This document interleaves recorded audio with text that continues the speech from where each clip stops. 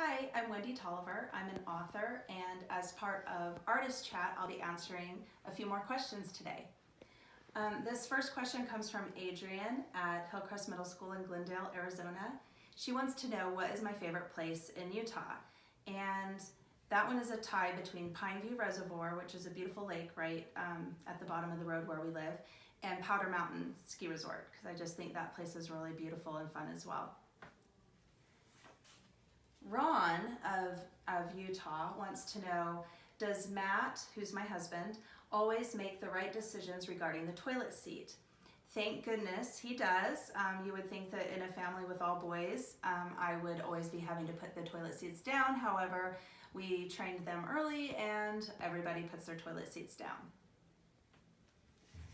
Tana wants to know, and Tana's from Utah, she wants to know, have I ever written a series? So I haven't written a series that's been published, and I haven't written a series yet, but I am working on one, and that's actually a question that is going to come up from Jessica in Utah, who wanted to know, do I have a book in the works? And I actually am working on a series right now for young readers.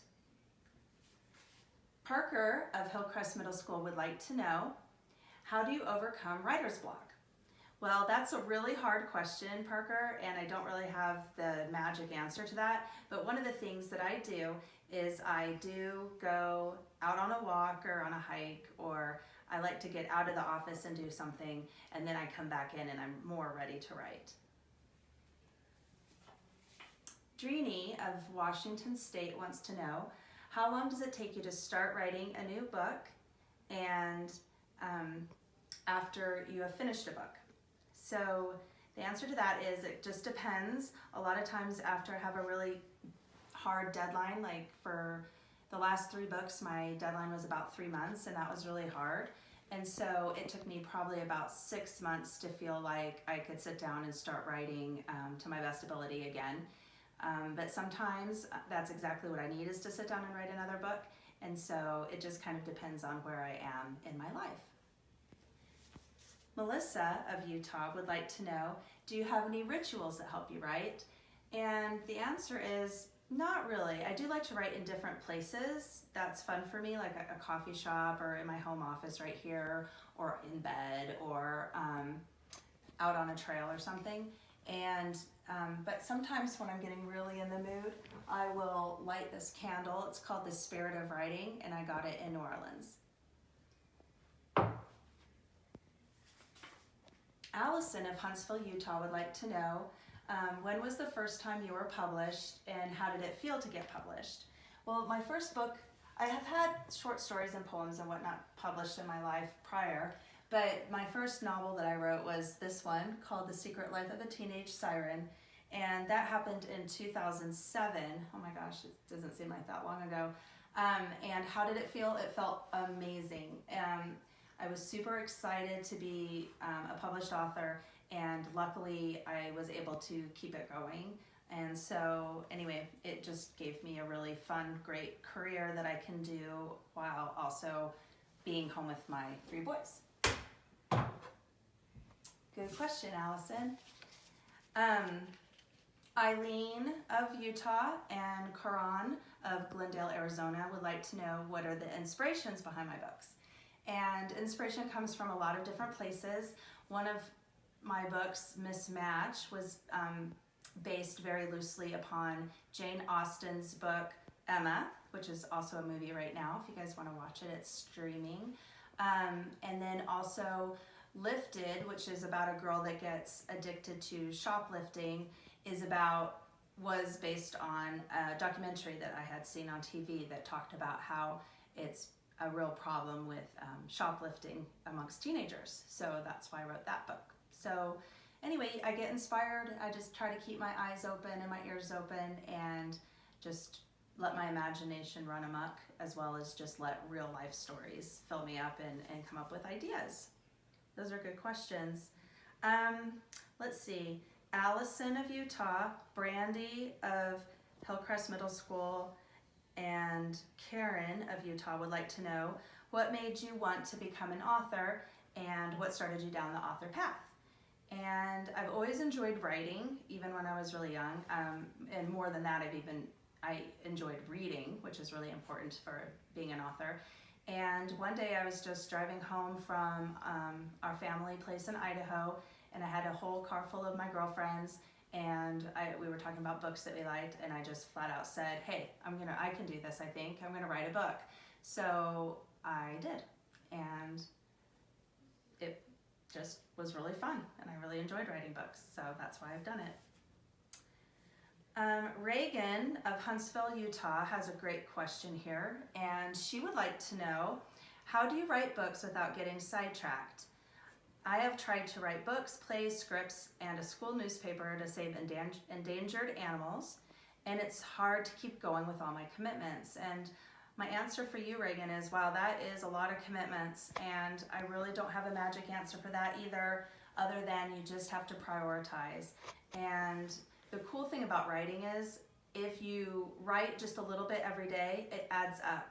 And so some days you'll write a lot, and some days you might not write at all, but just try to write a little bit at least every day, because no matter what, if you just write a few words a day or a few pages a day, it will end up being that piece that you're trying to work on, that project. So Sherry of Ogden, Utah has a great question for me. She wants to know, how do you manage to write with a husband, children, cooking, cleaning, doing all the amazing things for your friends and community and life in general? And that's a lot like Reagan's question, which is just, you just have to prioritize.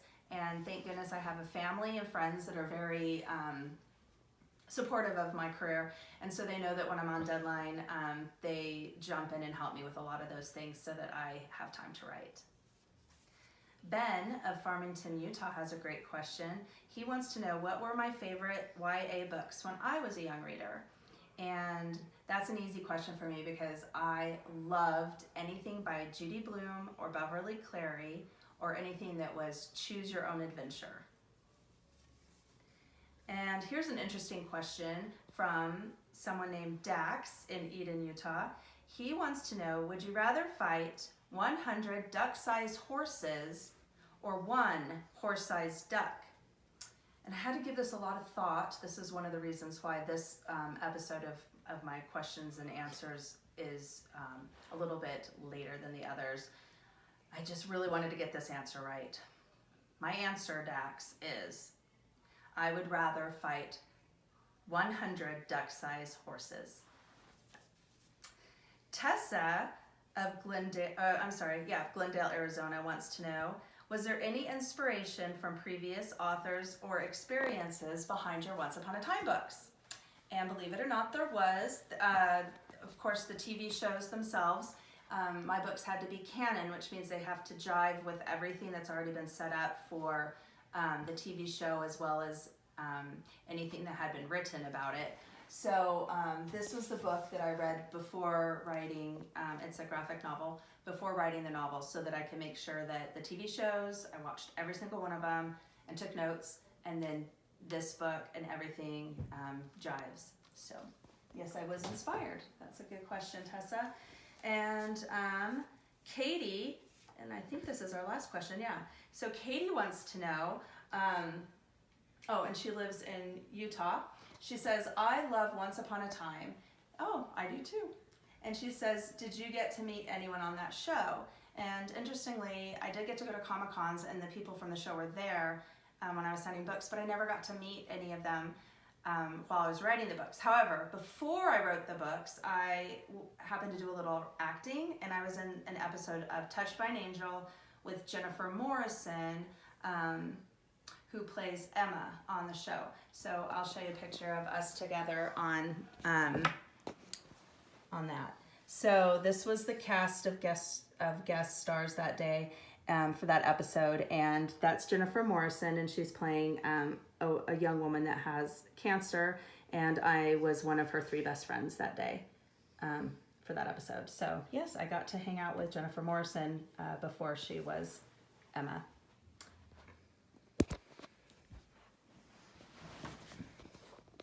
All right, thanks so much. And if you guys have any more questions, just hashtag artist chat and on Twitter, and I will try to answer them. Thanks.